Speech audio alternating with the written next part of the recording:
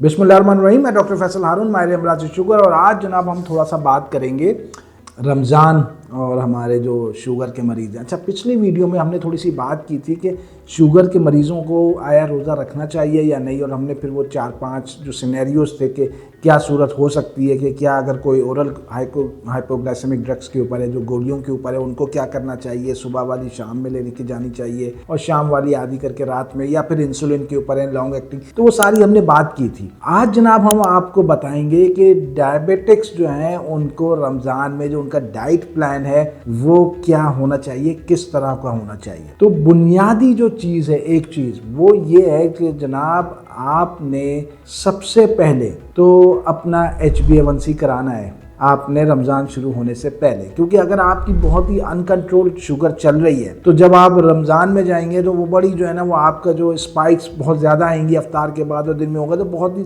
सूरत हाल थोड़ी सी मुश्किल होगी उसको, और आपको भी ज़रा जो है वो थोड़ी सी वो होगी। अगर आप रमज़ान से पहले अपने डॉक्टर का विजिट कर लेते हैं, अगर आपकी शुगर सेटल डाउन चल रही है तो कोई इशू नहीं है, लेकिन अगर आपकी शुगर सेटल डाउन नहीं चल रही तो आप यकीनन अपने डॉक्टर के साथ थोड़ा सा जो है वो राब्ता बढ़ाएं और उसके साथ थोड़ा सा देखें कि क्या होना चाहिए, क्या आपने अल्टरेशन करनी है रमज़ान से पहले अपने डाइट और लाइफस्टाइल मॉडिफिकेशन में, क्या कर सकते हैं कि उसको थोड़ा सा स्ट्रीमलाइन करें। तो HbA1c ज़रूर करा लें, और बेहतर है क्योंकि आज 19-20 तारीख हो गई, आज 18-19 तारीख है और अब हार्डली जो है वो 10 दिन बाकी रह गए, तो करवा लें और उसके बाद अपने डॉक्टर से जो है वो कम से कम 4-5 दिन पहले जो है वो रमज़ान शुरू होने से पहले वो विजिट कर लें। तो वो आपका डॉक्टर जो है वो जो डायबिटोलॉजिस्ट है वो आपको मुकम्मल जो है वो आपको आगाही फराहम कर देगा कि करना क्या है। अब जनाब आ जाते हैं आज का जो अहम टॉपिक है कि भाई डाइट प्लान क्या होना चाहिए रमज़ान में हमारे शुगर के मरीजों में। अगर तो आपकी शुगर सेट चल रही है, ठीक है, दवाओं पर हो या इंसुलिन पे, तो एक जो बुनियादी चीज़ है, आपने वो खाने जो हैं वो नहीं लेने।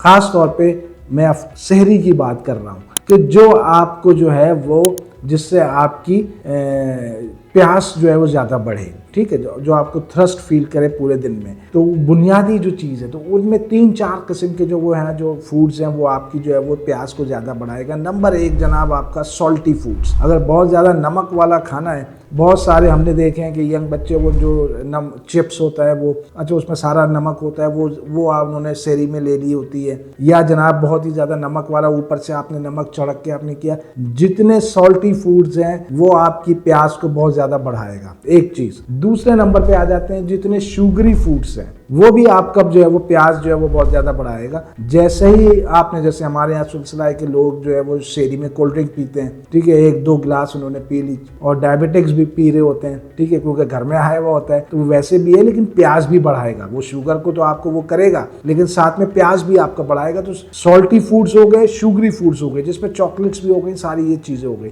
तीसरे जो है जो प्रोसेस फूड्स होते हैं, जो कैन में सूप आ गए जिस तरह के हमारे होते हैं, कैन वाले जो फूड्स हैं, वो भी आपकी जो है वो थ्रस्ट को जो है वो बढ़ाएगा। और चौथी सबसे इंपॉर्टेंट चीज, बहुत इंपॉर्टेंट चीज, चाय या कॉफी, क्योंकि हमारे यहाँ ज्यादातर चाय पी जाती है। अब पूरे दिन तो आप रोजे में होते हैं तो चाय जो है वो लोग जो है वो सेहरी में पी लेते हैं। चाय से जो है वो आपकी यूरिनेशन बढ़ती है और आप फिर फौरन जो है वो फिर आपकी यूरिनेशन होती है और पूरा दिन फिर आपको जो है ना वो फिर आपकी डिहाइड्रेशन जो है वो फिर आपकी रहती है, आपको थोड़ा ज्यादा लगती है। तो चाय जो है वो मस्ट कर लें कि जनाब वो चाय, वो तो डायबिटिक हमारे, मैं अज्यूम करता हूँ कि शुगर के बगैर वाली ही चाय पीते होंगे, लेकिन कैफीन जो है वो फिर उनका एक तो यूरिन बहुत जल्दी आता है और उसके बाद फिर वो आपको थ्रस्ट पूरे दिन लग रही होती है। तो चाय और जो हमारा कॉफी है उससे भी इज्तनाब करना है हमने सेहरी के दौरान। तो किस तरह का फूड लेना चाहिए? बेसिकली वो फूड लेना चाहिए जो आपका स्लो, जिसकी डाइजेशन हो। तो फाइबर जो है वो आपको बहुत ज़रूरी है, तो सैलेड जो है वो ज़रूरी है।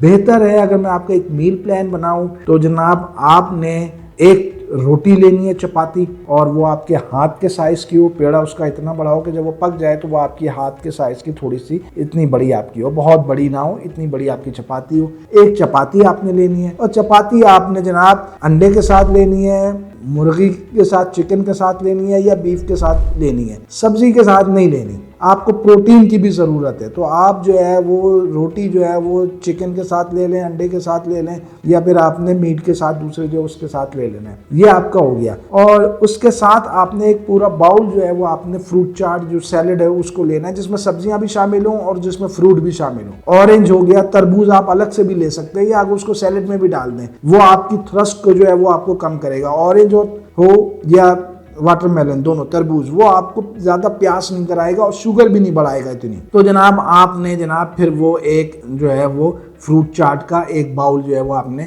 फ्रूट चाट कह लें, या उसमें सैलेड है, उसमें सब्जियां मिला के और थोड़ा सा फल मिला के वो आपने पूरा एक ले लिया। साथ में एक रोटी, लेकिन रोटी आपने चिकन के साथ लेना है या आपने जनाब उसके साथ लेना है अंडे के साथ लेना है, या अगर आपने चिकन के साथ ले लें अंडा, आप वैसे ही एक बॉयल ले लें, 2 बॉयल ले लें, कोई इशू नहीं है। और तीसरी चीज़ आपने जो है वो फिर दही ले ली है। तो दही जो है वो आप लस्सी के उसमें ले लें, कच्ची लस्सी जिसको कहते हैं हम, ठीक है, जिसमें ना नमक हो ना उसमें चीनी हो, तो वो ले लें। ये आपका बड़ा एक ठीक ठाक किस्म का जो है वो आपकी सेहरी आपकी हो जाएगी। उससे आपको ज़्यादा प्यास भी नहीं बढ़ेगी, आपको प्रोटीन भी मिल गई, कार्बोहाइड्रेट में आपने खाली जो है वो आपने एक चपाती ली है, बहुत ज़्यादा वो नहीं ली, आपकी एक अच्छी सेहरी जो है वो आपकी हो जाएगी। चाय नहीं लेनी, बहुत इंपॉर्टेंट है, क्योंकि हमारे यहाँ जो लोग चाय पीते हैं उनको ये देखना चाहिए, वो फिर आपकी यूरिनेशन फौरन आएगा, पूरा दिन आपको थोड़ा सा थ्रस्टी फील होगा। तो ये चीज़ हो गया।